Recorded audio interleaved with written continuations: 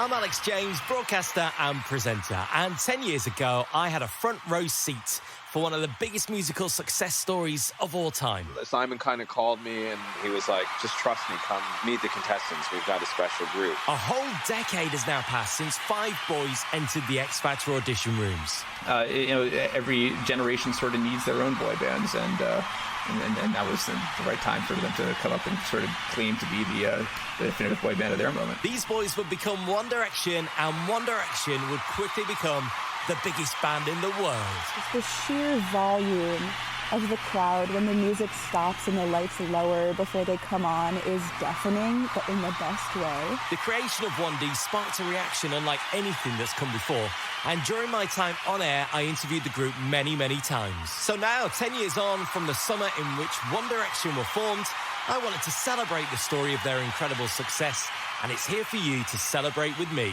But their story and their success was very much a partnership with the fans, and I think everything that they were doing at that time, it was kind of presented in a way that it was in tandem with the fans to feel like a kind of, it was a shared success and a shared experience. This is 10 years of One Direction. Episode 4, Making the Brand. Most of my fascination with the power of pop music has always stemmed from the way it makes you feel, and how the popularity of different sounds often moves in cycles, and how this then has an impact on the music that I play on the radio. So I've worked through the era of guitars when Kings of Leon and Kaiser Chiefs and Green Day were smashing radio playlists, and I've seen the era of dance and EDM take centre stage with David Guetta, Avicii and Calvin Harris, and recently it's very much the time for the earnest singer-songwriter, usually with a guitar. Ed Sheeran, Lewis Capaldi, for example. Obviously, these are pockets of genre that exist in the bigger musical world, but their influence is apparent and their success will often lead to imitation. But what about our boys? Well, you could easily argue that they were part of an era when the concept of a boy band was very much enjoying renewed chart success. JLS had proved that there was a pocket of the market that could be capitalised on.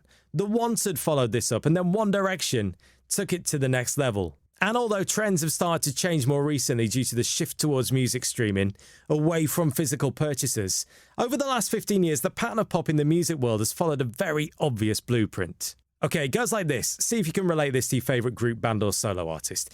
Big name pop star announces new single. They'll tease that single. The single will go to radio. It'll be played for the first time. The artist will usually do some promo around this time, interviews with TV, radio and press. Then they'll confirm a new album. That's followed by a tour announcement.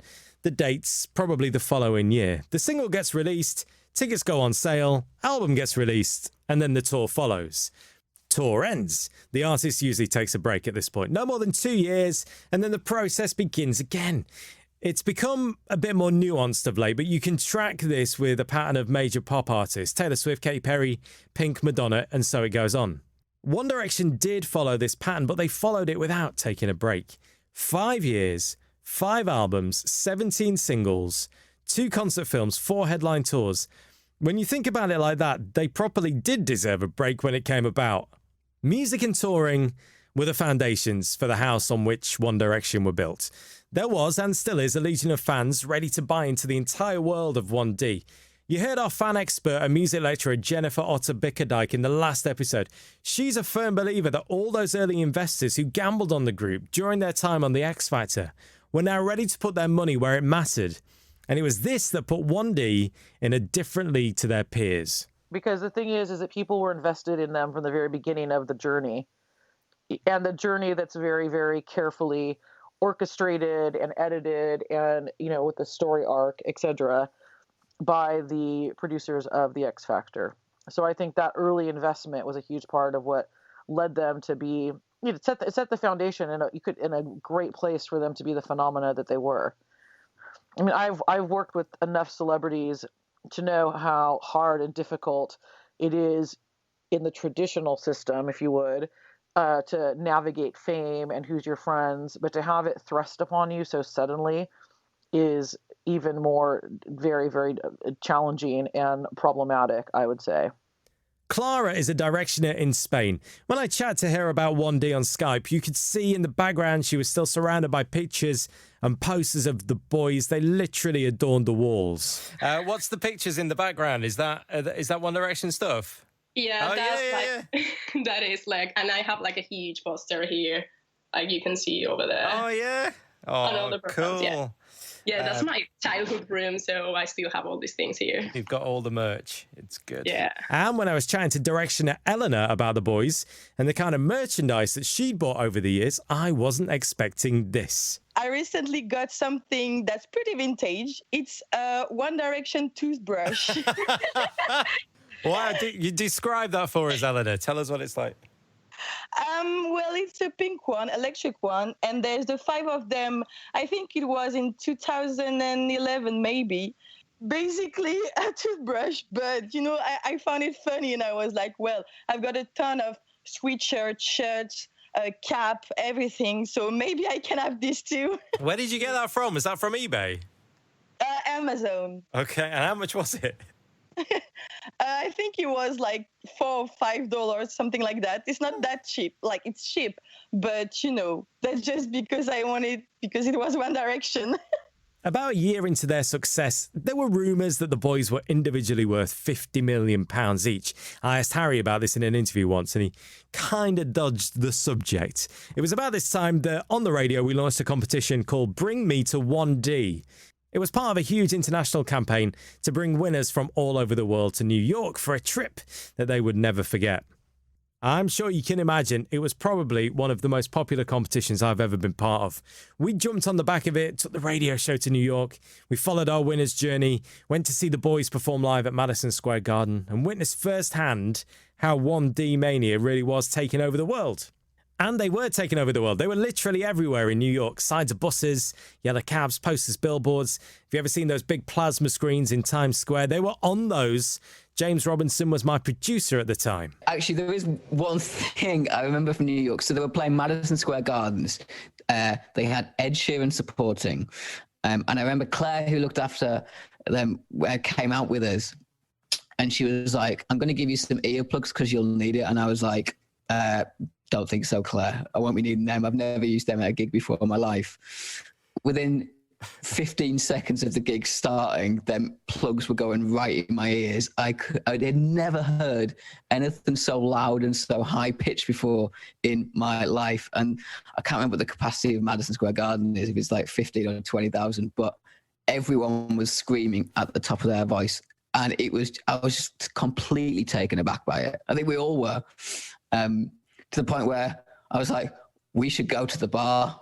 And then I couldn't get served because I didn't have ID, which was an absolute nightmare. This sounds a bit crazy, but it was almost like royalty had arrived in the Big Apple. There was an atmosphere in the air, and fans from across the world had travelled from far and wide to be in the crowd for this very special gig. There were hundreds of fans outside the group's hotel next to Central Park, and there were rumours that one of the boys had started holding hands with another very famous pop star. Right next to Madison Square Garden, there was a 1D pop-up shop, and this was just one of many fan grottos that had appeared around the world.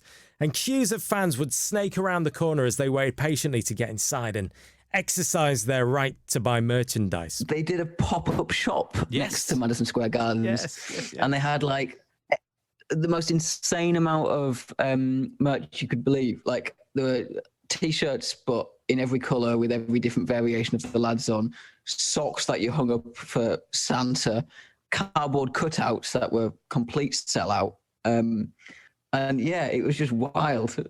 I had all of the staff in there were wearing 1D onesies. Yes, and then on the flight back, do you remember there was somebody from the shop who was on the flight, and they literally walked past us in the airport wearing the onesie, got on the plane and then got off in London. Yeah. In his onesie still. Yeah, in the onesie. Yeah. The 1D pop-up shops were just a microcosm of the 1D machine. The list of stuff you could buy connected to the group, crazy. T-shirts, hoodies and caps, mugs, dolls and towels, bags, duvet covers and backpacks. And it was just insane. If you've got something and you want to share it, let me see it. This is Alex James, is my social media. I'd love to know your favourite 1D merchandise item. When I started making this podcast, I wanted to find out more about how a One Direction product launch came about. So let's focus on fragrances. The boys ended up releasing 4 in total, all of them bestsellers. The first one, Our Moment, came out in August 2012. Sarah Tomlinson, no relation, was group marketing manager in the UK for SAS and Company when the fragrance launched. And with all products coming from Camp One Direction, it needed an official green light to get off the ground. The management make that did their management make that decision to do this and then find somebody to create it? Is that how that works? Yeah, I think that's how it works. So their management company obviously have a big kind of licensing arm within it, and then they went out to whoever they went out to create the fragrance. So SAS and Company didn't actually develop the fragrance and the perfume itself, but we were very integral in the launch and the success of the fragrance in the UK market. And in fact, a lot of the things and a lot of the initiatives that we ran in the UK were kind of rolled out elsewhere, I think because we were the home market with them being a British boy band. Once the fragrance had been created, this is how it came to be revealed. We started off really with planning a huge kind of press launch event that took place in the Gherkin, and that was really important that the boys actually attended that. And one of the ideas was that they would unwrap a giant replica of the box, and that was the way that they revealed the fragrance, the design, the name, and all of that to the press and also to a group of retailers that attended, and then they did a Q&A at the end of it. And I mean, I've never seen so much buzz and excitement at any event I've ever attended, considering, you know, it wasn't a fan event. There were no fans attending it. This was press, and this was retailers. So that was kind of the first big event that we did. And then we were fortunate enough to pre-launch the perfume in Harrods, which is obviously the pinnacle of perfume retail and the shop window to the world, and not necessarily the place that you would imagine that you would launch a celebrity fragrance. Obviously, they were the biggest band in the world at that time. It was a crazy launch. Even though the boys didn't actually attend the launch, we had fans, you know, queuing around the block, literally. It was kind of, we had to do a ticketing system to ensure that there was kind of health and safety within the store. We had a fantastic immersive experience for them to enjoy when they got into the space. So there was a kind of a photo booth where they could have a photo with the boys kind of virtually, a big message wall where they could write their personal message to the boys. And all of those messages actually then got sent to the boys, and they did reply to some of the messages. And then we also used a lot of the actual props that were in the TV commercial. And again, so the fans felt they were really kind of getting near to the boys. They could, you know, see it, feel it, touch it, sit in the chair that Louis sat in. Mm-hmm. So it was all kind of super exciting. You would think that anything adorned with the One Direction name would quite easily sell itself. And let's be honest, Our Moment would have flown off the shelves regardless. But there was a plan of attack to maximise exposure. And this is just one example of the One Direction brand machine in full effect. So we featured on the big screens at all their tour venues. We ran a huge outdoor advertising campaign on the London Transport Network. They had a film out at the time as well, which you may remember. Yes. So we ran ads within those screenings. We also sampled the fragrance in lots of movie foyers up and down the country. They were on tour at the time as well. So we took press and retailers to the concerts at Wembley, which again kind of, you know, was hugely exciting for all involved. So I think, I mean, personally, from a product launch point of view, it's kind of the perfect storm, really. Obviously, they had so much going on at that time that we were able to leverage and, you know, take every opportunity we could to announce the fragrance and promote the launch. It's a funny thing when you think about it. If you're a die-hard fan of anything, pop star, pop group, movie franchise, being a fan is part of your identity, a lesson we learned in the last episode. But I find the case of the fragrance especially interesting because you're essentially selling a scent that has, in theory, been designed by boys and has boys on the branding to a primarily female consumer. Okay, so I mean, what we tried to tap into with that was that, all the fans have got their own favourite boy, and they all feel like they know all of the boys really, really well. Mm-hmm. So the way that we kind of tried to position the fragrance and sell the fragrance to them was by talking about each boy's favourite ingredient in the perfume. It's important to understand that although the boys, they didn't by any means design the fragrance, but they approved absolutely every single aspect of the fragrance, from the smell itself, the name, the packaging, the bottle design. So the input is there. They're not sort of looking at something for the first time at a press launch.